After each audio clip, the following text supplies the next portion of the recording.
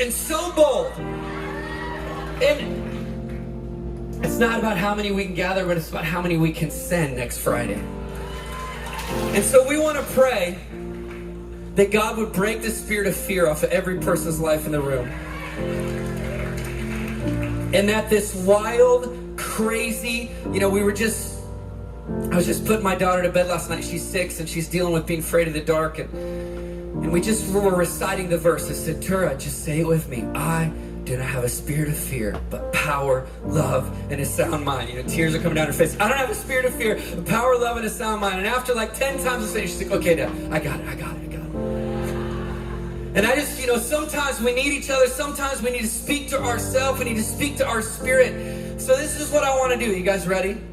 On the heels of this amazing testimony, we're going to break this thing, all right? So I just want you to raise your hand if you've dealt with fear, if you've dealt with anxiety. That's all of us. And you want to get free on day 3. And even as we pray for this right now in this moment, I just feel in my spirit that so many people in this room are going to be commissioned next week to go to the darkest and hardest places. You've got that thing in you. You got that thing in you where you're going to go to the places no one else has gone. You're going to be the musicianary in the darkest parts of the world. And listen, you can't give a breakthrough that you don't have yourself. So come on, let's lift our hands. Let's just begin to pray in the Spirit right now. Come on, just begin to pray. Just begin to pray. Just begin to pray. Lord, we just declare today, it is the end of fear. It is the end of fear. It is the end of fear. It is the end of fear. It is the end of fear. It is the end of fear. It is the end. The end. The end. The end. The end. The end. We will declare boldly, courageously. Come on, just begin to sing it out. Begin to sing it out. Begin to sing it out. Begin to sing it out.